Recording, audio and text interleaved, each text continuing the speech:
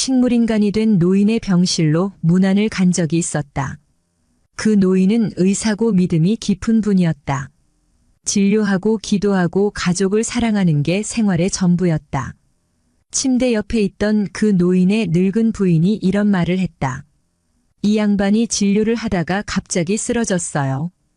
응급실로 갔는데 뇌 촬영을 한 의사들이 고개를 설레설레 흔들어요. 원인 모르게 손뇌에서 갑자기 피가 바카스병 하나 정도 나왔대요. 특히 손뇌 쪽은 수술이 어렵다고 하더라고요.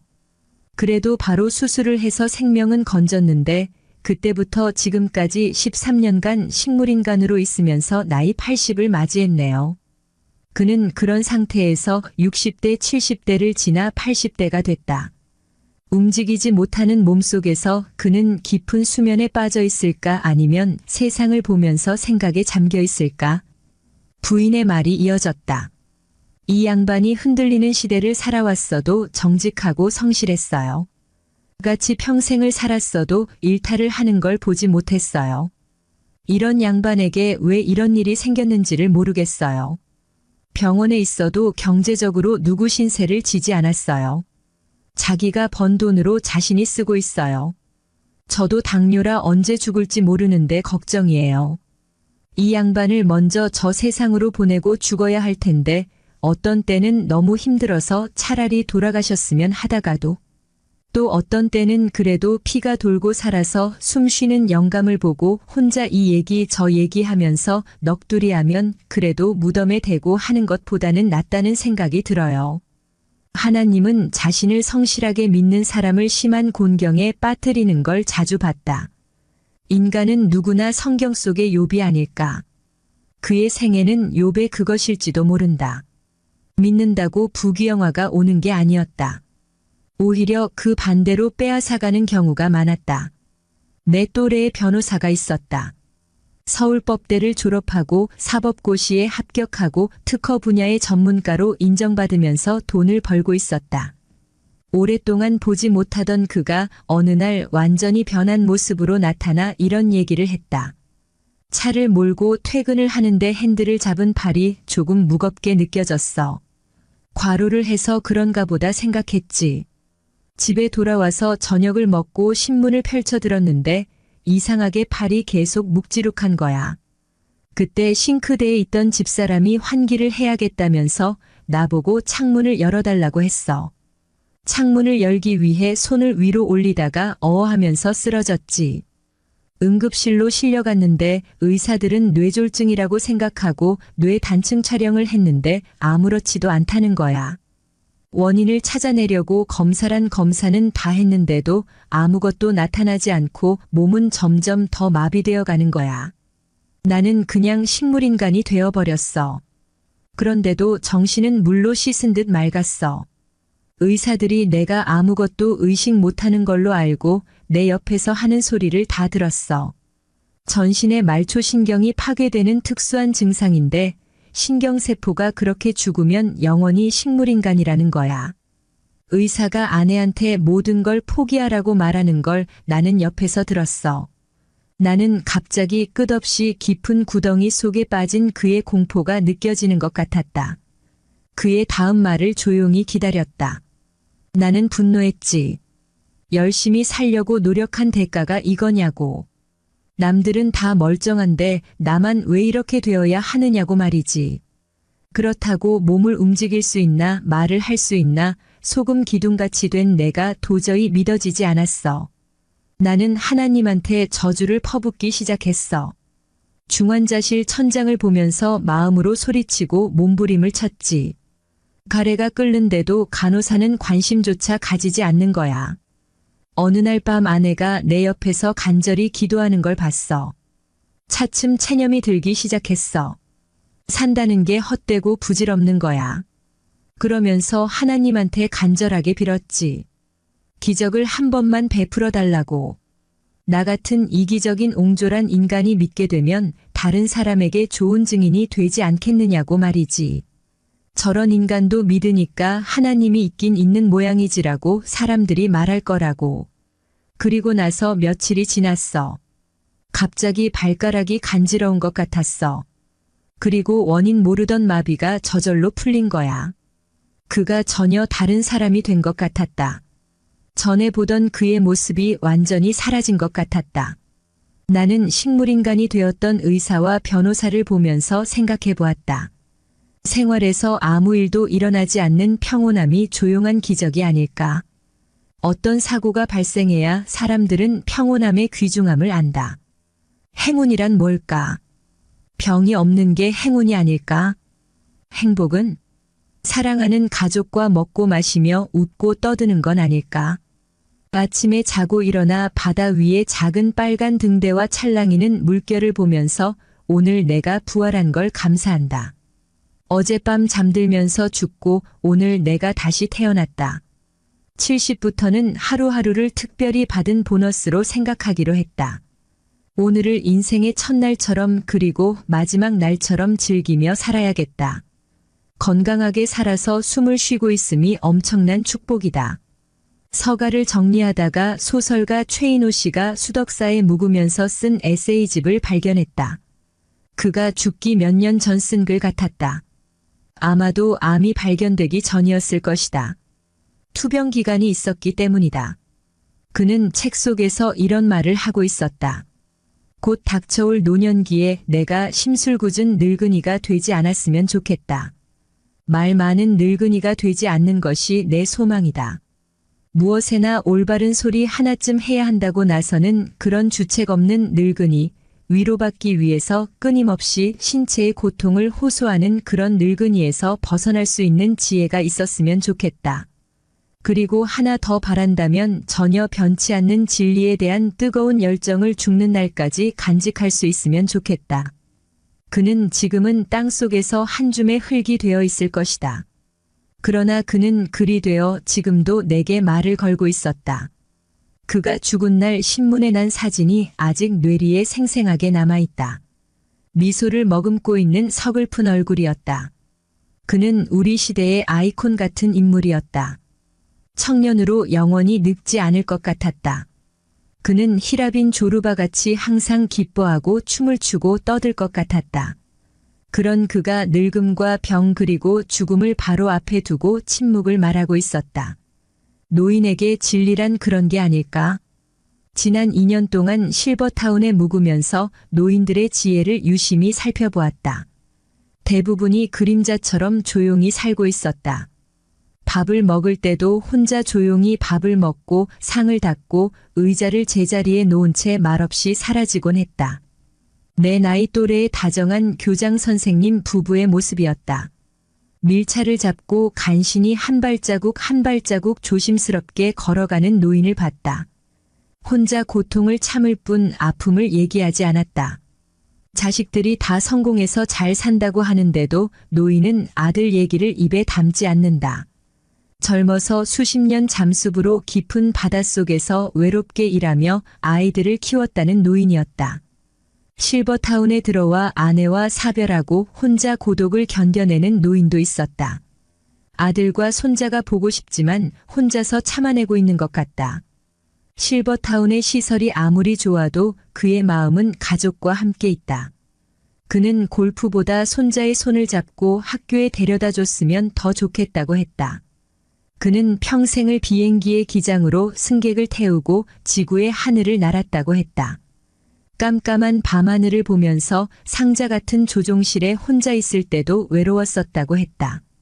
의식 있는 노인들의 불문율은 아픔과 고통에 대해 입을 닫는 것이었다.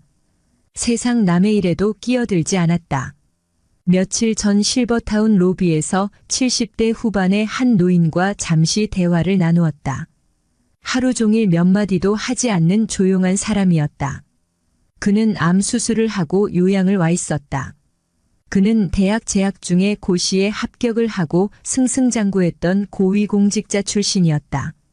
젊은 시절 꽤 분위기 있는 미남이었을 것 같다. 그 역시 삶의 마지막은 고독과 완만한 죽음이 지배하는 바닷가의 실버타운에서 지내고 있었다.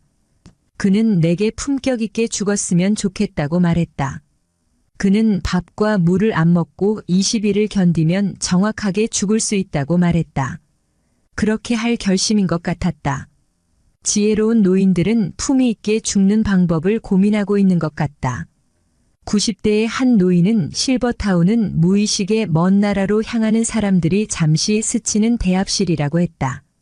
서로 어떤 인생을 살고 어떤 길을 왔는지 서로 말하지 않는다. 눈인사 정도를 할 뿐 자기 자리에 말없이 앉았다가 자기 차례가 오면 조용히 영원한 목적지를 향해 간다고 했다. 나는 인생이라는 소설의 결론 부분을 읽고 있는 것 같다. 아름다운 꽃도 언젠가는 시들듯 사람도 늙고 병들어 죽는다.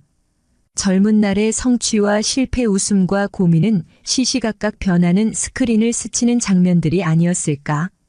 내 몸은 나의 영혼이 이 세상을 타고 지나가는 자동차가 아니었을까? 인생의 결론 부분에 와서 젊은 나를 돌이켜본다. 그때의 고민들이 정말 그렇게 심각한 것이었을까?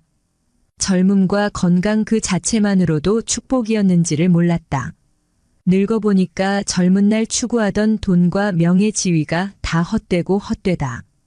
퇴근을 하고 저녁에 아들, 딸이 좋아하는 아이스크림을 사가지고 집으로 들어가 나누어 먹으면서 활짝 웃을 때가 행복이었다.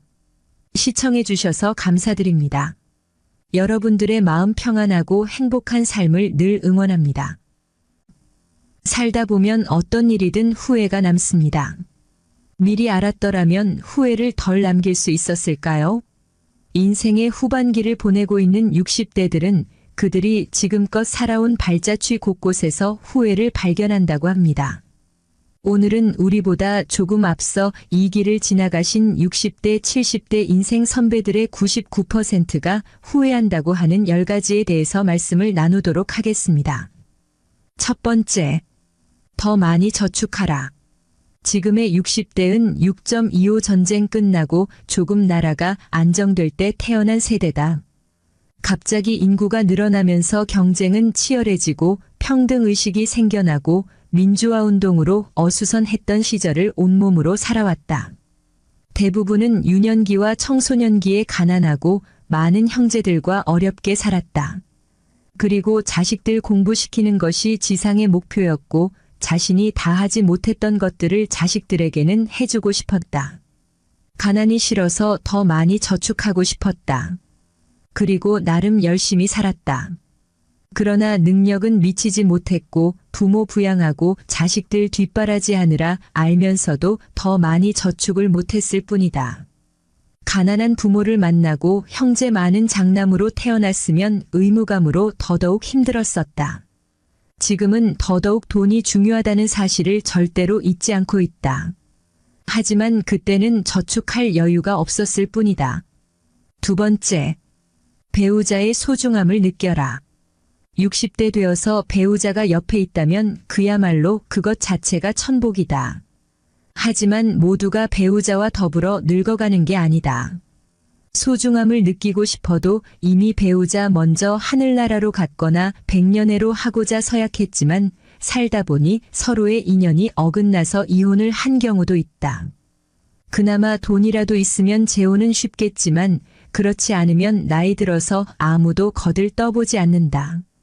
특히 지금의 대한민국은 모든 가치 기준이 돈뿐이라는 의식이 가득하니까. 돈만 있으면 없던 사랑도 생긴다고 하는데 무슨 다른 말이 필요한가. 이론과 실제의 가장 극명한 차이가 있는 게 바로 나이 들어서 하는 남녀의 사랑에 대한 개념일 것이다. 어떤 여인이 말했다. 돈 있으면 혼자 살지 뭐하려 재혼합니까? 도대체 이 말이 무슨 뜻인가? 그냥 웃고 말지요. 세 번째, 노년을 함께 할 친구를 만나라. 60대가 되면 친구에 대한 부분은 대부분 구축되어 있을 것이다. 대부분 직장에서 퇴직하고 쉬고 있거나 다른 일들을 하지만 적극적으로 친구를 사귀는 나이는 아니다. 지난 삶에서 인연된 친구들이 몇이나 되던 그 친구들과 허심탄회하게 살아감은 위의 두 가지를 충족 못하더라도 즐거움을 주는 것이다. 그리고 친구란 아는 사람을 말하는 것이 아니다. 그리고 오래 알았다고 모두 친구도 아니다. 오래 알았다고 친구라면 유치원이나 초등학교 동창이 전부 친구겠지만 알다시피 모두가 자신과 교감하고 공감하면서 어울리는 사이는 아니질 않는가. 이것을 구분해서 단 한 명이라 해도 제대로 된 친구를 말하는 것이다. 관포지교, 백아절연, 금석지교, 문경지교 등 수많은 우정에 관한 이야기들이 있다. 그들처럼 대단한 인물은 서로가 아니더라도 나이 들어가며 소박한 삶을 서로 나눌 수 있는 그런 친구 말이다. 네 번째, 자식과 많은 대화를 나눠라. 60대는 대부분 자식이 둘 정도다. 아들과 딸 둘이 이상적인 자식 농사의 모델이었다. 그런데 세월이 지나고 가르치고 공부시켜놨더니 아들은 외국으로 가서 살고 딸은 멀리 시집 보내고 나니 이제 더 대화를 하고 싶어도 더 친해보고 싶어도 대상이 없다. 배우자가 있는 분들이야 그래도 좀 낫지만 안 그러면 하루에도 말 몇 마디 못하고 혹시나 하고 휴대폰 울릴 때마다 카톡 소리 날 때마다 가슴 설레는 것을 아는지 모르겠다. 자식들은 또 자기들 삶에 바빠 부모 헤아리기 어려우니 어찌하리. 다섯 번째, 건강을 관리하라. 60대에 접어들어 건강이 중요하다는 사실을 모르는 사람은 없다. 그러나 젊은 날 열심히 살다 보니 그 후유증으로 아픈 데가 생기는 경우도 있고 체질적으로 가족력 때문에 병고에 시달리는 사람도 있다. 생로병사가 어찌 인간의 마음대로 되겠는가. 또 한편으로 무작정 치매처럼 살아있어도 살아있는 게 아니라는 말들이 있는 걸 보면 치매라도 피해가야겠다는 생각들을 하고 있다. 필자도 건강관리라는 말 자체에 얽매이는지 걷기라도 일시간하고 나면 안도하는 느낌이 든다. 이런 게 혼자만의 느낌은 아닐 듯 싶다.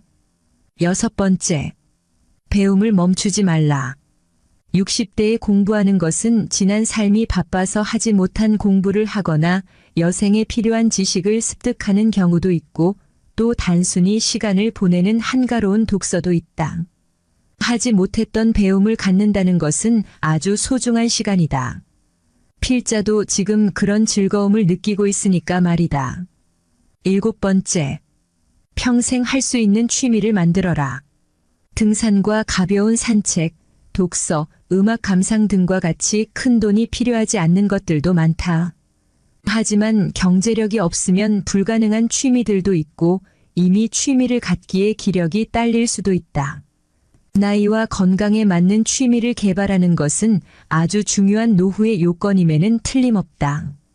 여덟 번째, 일기를 쓰고 기록을 남겨라. 필자의 경우는 해가 바뀔 때쯤에 엑셀로 내년의 1년 달력을 늘 만들어 왔다. 그리고 초등학생처럼 일기를 쓰진 않았지만 하루의 중요한 일들을 메모해 온 지 20년 정도 되었다. 20년 전 오늘을 볼 수 있다. 어떤 것은 세월이 빠르다는 느낌을 주기도 하고 어떤 것은 얼마 되지 않는 일처럼 느껴지는 것들도 있다. 나이 들어가면 깜빡거려서 기록이 중요하다는 것은 새삼 느낀다. 글을 쓰기 싫으면 스마트폰은 늘 들고 다니니까 사진을 찍어두는 것도 좋을 듯하다. 필자도 예전에 사진 찍히는 게 쑥스러워서 사진 찍기를 피했는데 그래서 젊을 때 모습이 그다지 많지 않다. 궁금하기는 하지만 그저 회사 신분증 명함 사진 정도 남았다. 그래서 요즘은 사진도 찍어서 모아둔다. 글 대신하는 사진도 기록이니까. 9. 연금과 보험을 들어라. 이것도 여유가 있을 때 이야기다. 지금 60대가 직장 생활을 했다면 연금과 보험을 몰라서 많이 가입 안 했겠는가. 몰라서 안 한 게 아니라 알면서 충분히 대부분은 못했을 것이다. 다만 한 직장에서 정년퇴직을 했다면 이 문제는 다소 해소되는 부분이 있다. 10번째, 좀 더 도전하고 여행하라. 60대에 경제적으로 안정되고 건강하다면 도전하고 여행할 수 있다. 그렇지 않다면 이 또한 희망사항일 뿐이다. 요즘 젊은이들이 욜로족이라 해서 지금을 즐기자는 문화가 있는데 부럽기 그지없다. 그래도 되는 세대에 살기 때문이다. 그 부모들이 그럴 수 있게 만들어 주었기 때문에 누릴 수 있는 것이다. 먹고 사는 게 힘들다면 그것은 불가능한 것이니까. 그런 여건을 만들어준 부모들은 이제 힘이 빠지고 그때를 아쉬워할 뿐이다. 그래도 오늘 할 수 있는 것이 있다면 지금 바로 여기서 시도해야 한다. 자신에게 전속된 고유한 삶을 자신답게 사는 것이 가장 중요하기 때문이다. 어떤 것도 각자의 삶에 관여할 권리는 없다. 특정한 형태를 가진 삶도 없다. 그동안 수고한 60대의 모든 삶을 응원한다. 시청해 주셔서 감사드립니다. 여러분들의 마음 평안하고 행복한 삶을 늘 응원합니다. 60세 이상 고령층이 TV를 보거나 운전하는 것처럼 어떤 형태로든 앉아서 생활하는 시간이 길어질 경우 치매에 걸릴 위험이 크게 증가한다는 연구 결과가 나왔다. 미국 서던 캘리포니아대 데이비드 라이클렌 교수팀은 13일 의학저널 미국 의학협회지에서 영국의 생의학 데이터베이스를 분석한 결과 앉아서 생활하는 시간이 하루 10시간 이상인 경우 치매 위험이 크게 증가한다는 사실을 발견했다고 밝혔다. 라이클렌 교수는 앉아있는 행동의 횟수나 방식보다 하루 동안 총 앉아있는 시간이 치매와 연관성이 있는 것으로 나타났다며 미국인들이 하루 평균 9.5시간을 앉아서 생활한다는 점을 고려할 때 이는 주목할 만한 결과라고 말했다. 연구팀은 영국의 대규모 생의학 DB인 영국 바이오뱅크 중 10만 명 이상 성인의 움직임을 손목 착용형 가속도계로 일주일 동안 하루 24시간 측정한 데이터를 사용해 앉아서 생활하는 행동과 치매 위험 간 연관성을 분석했다. 먼저 연구 시작 시점에 치매 진단을 받지 않은 60세 이상 49,841명의 측정값에 기계학습 알고리즘을 적용 하루 신체 활동을 앉아있는 행동과 수면 등 다양한 유형으로 구분했다. 이어 이들의 입원 환자 병원 기록과 사망 등록 데이터를 사용해 평균 6.7년 동안 치매 진단 여부를 추적 관찰 414건의 치매 양성 사례를 발견했다. 연구팀은 연령, 성별, 교육 수준, 만성질환, 유전, 인종민족 등 뇌 건강에 영향을 미칠 수 있는 인구 통계학적 특성과 신체 활동, 식단, 흡연 음주 등 생활 방식 특성을 반영해 앉아있는 행동과 치매 위험의 연관성을 통계적으로 분석했다. 그 결과 하루 앉아있는 시간 9.27시간을 기준으로 10시간 앉아있는 사람은 치매 위험비가 1.08, 12시간은 1.63, 15시간은 3.21로 급격히 높아졌다. 2002년당 조정된 치매 발생률은 9.27시간 그룹이 7.49, 10시간은 8.06, 12시간은 12.0, 15시간은 22.74로 앉아있는 시간이 길어질수록 크게 증가하는 것으로 나타났다. 또 하루 앉아있는 총 시간과 함께 한 번 앉아서 자세를 유지하는 평균 시간도 치매 발병 위험과 유의미한 연관성이 있는 것으로 확인됐다. 하지만 앉아있는 횟수가 얼마나 많은지는 치매 발병 위험과는 관련이 없는 것으로 나타났다. 라이클렌 교수는 이 연구는 앉아있는 행동이 뇌 건강에 미치는 영향을 다양한 관점에서 이해하려는 노력의 일환이라고 말했다. 발기부전에서 심장, 우울증, 치매, 암까지. 코골이는 흔하게 있는 것으로 생각해 병으로 인식되지 않는 경우가 많다. 하지만 심한 코골이는 수면무호흡증이라는 질병으로 인해 발생하는 것일 수도 있다. 수면무호흡은 말 그대로 수면 중에 빈번하게 호흡 정지가 발생하는 질병을 뜻하며 전체적인 수면의 질을 낮추는 요인이 된다. 하지만 단순히 수면의 질에만 영향을 미치는 것이 아니라는 점에 주의를 기울여야 한다. 수면무호흡증은 그냥 뒀을 경우 생각보다 더 심각하고 다양한 합병증을 불러올 수 있기 때문이다.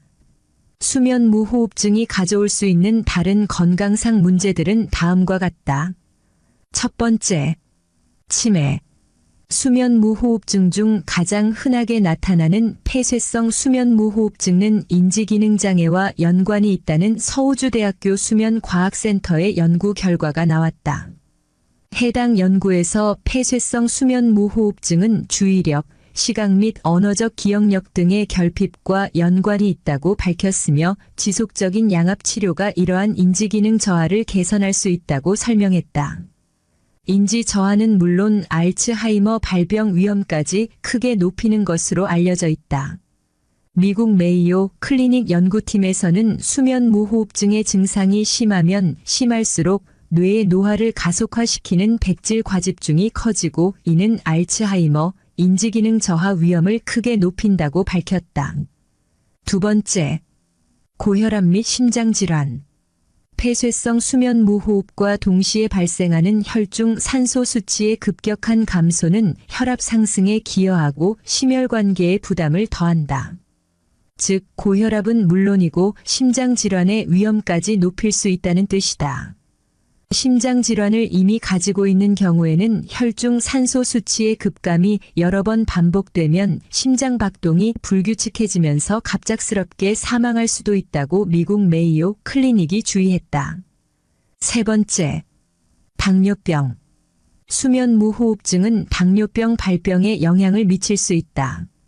특히 폐쇄성 수면 무호흡증의 경우 2형 당뇨병은 물론이고 1형 당뇨병 발병에도 영향을 준다고 인제대학교 의대가 한국 당뇨병 전문 학술지에 발표했다. 따라서 수면 무호흡에 대한 치료는 혈당 조절 개선이라는 결과를 동반할 것이다. 네 번째, 우울증. 잠을 제대로 자지 못하면 컨디션과 기분 난조를 겪게 된다. 비슷한 원리로 수면 무호흡증이 오래 지속되면 기분장애의 위험이 훨씬 더 커진다. 2005년부터 2008년까지 미국 성인 9천여 명을 조사하여 학술지 잠에 실린 연구에 의하면 잦은 코골이와 수면 무호흡은 우울증의 위험을 높이는 것으로 밝혀졌다. 다섯 번째, 발기부전. 수면 무호흡증은 남성의 발기부전의 위험도 높인다. 이러한 결과가 초래되는 이유는 충분한 수면을 못하는 것은 물론이고 수면 무호흡으로 인해 남성의 성기능에 필수적인 산소와 테스토스테론 수치가 떨어지기 때문이라고 알려져 있다. 터키에서 2016년 발표한 연구에 의하면 폐쇄성 수면 무호흡증을 가진 환자들 중에서는 63.2%의 남성이 발기부전을 보고했고 폐쇄성 수면 무호흡증이 없는 사람들 중에서는 47.1%만이 발기부전을 가지고 있었다. 여섯 번째, 암. 수면 무호흡증이 암의 발병 원인이 될 수도 있다고 건국대병원 조재훈 교수가 헬스조선의 명의톡톡 인터뷰를 통해 설명했다. 국민건강보험 자료를 보면 수면 무호흡증과 여러 암의 발병의 연관성이 확인된다는 것이다. 원인은 정확히 알려지지 않았지만 수면 무호흡이 발생하면서 활성산소가 많이 생성되어 암 발병 위험이 증가하는 것으로 추측된다고 했다. 수면 무호흡증 환자들 사이에서는 혈액암, 유방암, 갑상선암 등의 위험이 특히 높게 나타난다. 술이 알츠하이머 촉진시킨다고. 우리 몸에서 뇌는 크고 작은 신체 기관들을 컨트롤하고 심지어는 우리 삶에서 일어나는 모든 일들을 기억하고 계산하는 등의 고도의 정신활동까지 담당하는 중요한 곳이다. 따라서 뇌 건강을 지키는 일 역시도 중요하다. 뇌에 악영향을 미치는 요인들은 다음과 같이 다양하다. 첫 번째, 물리적 충격. 운동 중 부상, 교통사고나 낙상사고 등으로 인해 머리를 부딪힌 후에 뇌 손상이 발생하면 장기적으로 고생할 수 있다. 구토, 어지럼증, 피로감 등의 뇌진탕 후유증 때문이다. 후유증이 심한 만큼 가벼운 뇌진탕이더라도 병원에 가보고 정확한 진단과 치료를 받는 것이 중요하다. 심지어 외상으로 인한 뇌 손상은 기분장애까지 가져올 수 있다. 국립교통재활병원에서 발표한 연구에 따르면 외상으로 인한 뇌손상 환자는 일반 성인에 비해 우울증 발생 위험이 19%나 증가한다고 한다. 부상 정도가 심해질수록 위험은 증가했고 고령층보다는 젊은 층이, 여성보다는 남성의 우울증 발생 위험이 비교적 더 큰 것으로 나타났다. 두 번째, 과음. 음주는 뇌세포를 죽이는 행위이다. 영국 옥스퍼드 대학의 한 연구에서는 소량의 음주만으로도 뇌의 인지 기능을 저하시킬 수 있다고 밝히기도 했다. 또한 뇌의 기저핵에 철분이 쌓인다는 것도 밝혀냈는데 이는 알츠하이머 진행 속도를 높이는 요인이 되기도 한다. 세 번째, 수면 부족. 며칠만 잠을 제대로 못 자도 집중력, 학습 능력, 인지 기능이 급격히 저하되는 것을 실감할 수 있을 것이다. 그만큼 수면과 뇌 건강은 밀접한 연관을 가지고 있다. 수면 시간 동안 뇌는 독소를 제거하는 청소 과정을 가지기 때문이다. 일반적으로 성인은 하루 7, 9시간 양질의 수면이 필수적이다. 네 번째, 비만. 비만은 각종 성인병의 원인이 되기도 하지만 뇌 건강에도 악영향을 미친다. 과체중은 뇌 노화를 가속화시키고 치매와 뇌졸중 위험 증가를 부추긴다. 다섯 번째, 흡연. 담배의 니코틴은 도파민 신호를 활성화시켜 기분을 일시적으로 좋아지게 만들 수 있지만 이는 금방 내성이 생기게 된다. 따라서 더 잦은 흡연으로 이어지고 중독이 되는 것이다. 심지어 흡연을 통해 얻은 긍정적인 기분 상태는 금방 사라지고 오히려 일상 속 불안을 증가시켜 정신 건강에도 악영향을 미친다. 또한 흡연자의 경우 노화로 인해 겪게 되는 인지 기능 저하를 비흡연자보다 더 이른 나이에 겪게 될 가능성이 높고 치매 위험 역시 높게 나타난다. 심지어 니코틴 속 여러 발암 물질은 뇌종양 발생 위험을 크게 높이기도 한다. 백신 맞으면 치매 위험 줄어든다. 폐렴, 대상포진, 파상풍, 디프테리아, 백일해, 백신 접종이 치매 위험을 2530% 감소시킬 수 있다는 연구 결과가 나왔다. 미국 텍사스 대학 의대 신경과 전문의 폴 슐츠 박사 연구팀이 기본 백신을 맞거나 맞지 않은 160만 명의 8년간 의료 기록을 분석한 결과 이 같은 사실이 밝혀졌다고 헬스데이 뉴스가 22일 보도했다. 이들은 연구가 시작됐을 때 나이가 65세 이상이었고 2년을 되돌아봤을 때 치매 진단을 받은 일이 없었다. 연구팀은 이들의 백신 접종이 치매 위험과 연관이 있는지 분석했다. 그 결과 파상풍 디프테리아 백신이나 여기에 백일해가 추가된 백신을 맞은 사람은 맞지 않은 사람보다 알츠하이머 치매 발생률이 30% 낮은 것으로 나타났다. 이 백신을 맞은 사람은 치매 발생률이 약 7.2%, 맞지 않은 사람은 10.2%였다.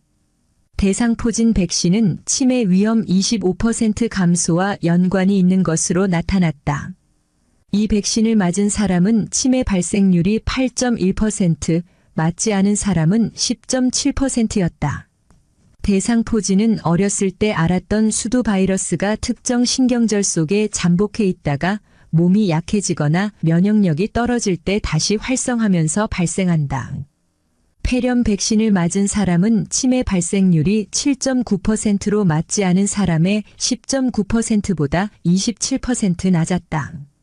작년에는 독감 백신을 맞은 사람이 치매 위험이 40% 낮다는 연구 결과가 발표된 일이 있다. 이는 백신 접종이 면역 시스템에 영향을 미쳐 알츠하이머 치매 예방에 도움을 줄 수 있음을 시사하는 것이라고 연구팀은 추측했다. 이 연구 결과는 치매 전문지 알츠하이머병 저널 온라인판에 실렸다. 시청해 주셔서 감사드립니다. 여러분들의 마음 평안하고 행복한 삶을 늘 응원합니다.